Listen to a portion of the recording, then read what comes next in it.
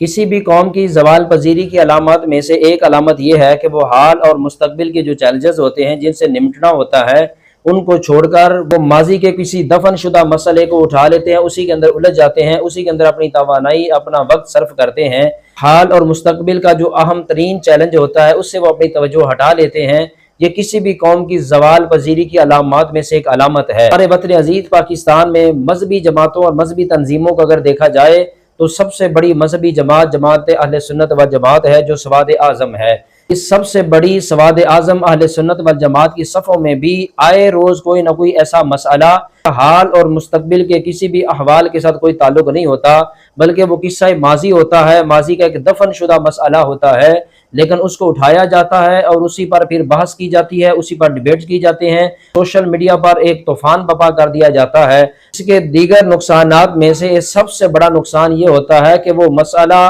وہ پرابلم کے جو موجودہ ہوتا ہے بالکل قریب والے وقت میں وہ آنے والا ہوتا ہے، اس کے بارے میں کوئی غور و فکر کیا جائے، اس کے بارے میں کوئی پلاننگ کی جائے اور اس سے نمٹنے کی کوئی تیاری کی جائے، بجائے اس کے وہ قصہ ماضی جو ہوتا ہے اس کو زیر بحث لا کر وقت اور توانائی ضائع کی جاتی ہے۔ تو جب حال اور مستقبل کے آنے والے مسائل کے بارے میں کوئی تیاری نہیں ہوتی، کوئی پلاننگ نہیں ہوتی، اس کا نقصان یہ ہوتا ہے کہ جب کسی بہت بڑی آزمائش اور بڑے فتنے کا جب سامنا کیا جاتا ہے اس وقت ایسا نقصان ہوتا ہے کہ جس نقصان کی بعد میں تلافی نہیں کی جا سکتی۔ اس وقت جو معروضی حالات چل رہے ہیں، ان فلسطینی مسلمان بھائی بالخصوص ہمارا قبلہ اول فلسطین اس وقت یہودیوں کی یلغار میں ہے اور فلسطینی مسلمان بھائیوں پر ایک قیامت صغریٰ بپا ہے، بجائے اس کے کہ ساری امت مسلمہ اور تمام مسلمان شرق تا غرب وہ یک جسم و یک جاں ہو کر اپنے فلسطینی مسلمان بھائیوں کے ساتھ اظہار یکجہتی کرتے، انہیں ظلم سے نجات دلانے کے لیے آواز اٹھاتے۔ سواد اعظم اہل سنت و جماعت کی صفوں میں ایک مشہور و معروف مذہبی جماعت کے ایک مفتی صاحب نے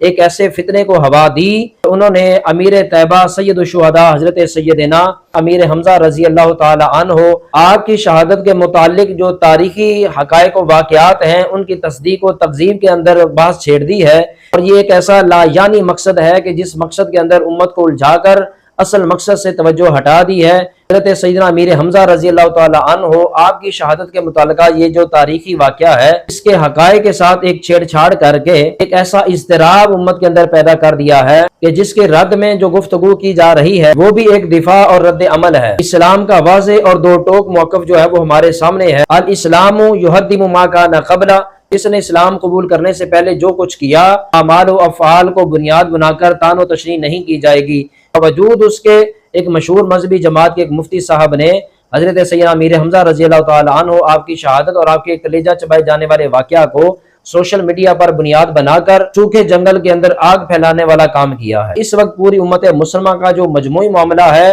وہ ہمارے فلسطینی مسلمان بھائیوں کے ساتھ اظہار یکجہتی کرنا ہے، ان پر ہونے والے ظلم و ستم کے خلاف آواز اٹھانی ہے، ان کی مدد و نصرت کے لیے اپنا کردار ادا کرنا ہے۔ زبان سے کردار ادا کر سکتا ہے وہ زبان سے کرے، ہاتھوں سے کر سکتا ہے وہ ہاتھوں سے کرے۔ ہم از کم ان کے ساتھ اظہار یکجہتی کرتے ہوئے آواز اپنی اٹھائے، مصنوعات کا بائیکاٹ کرے اور عوام الناس کو اس بارے میں شعور دیا جائے، انہیں اویئرنس دی جائے۔ امت مسلمہ آپس کے اندر ایک ہے، انہیں وحدت کی لڑی کے اندر ایک ہونے کی ضرورت ہے۔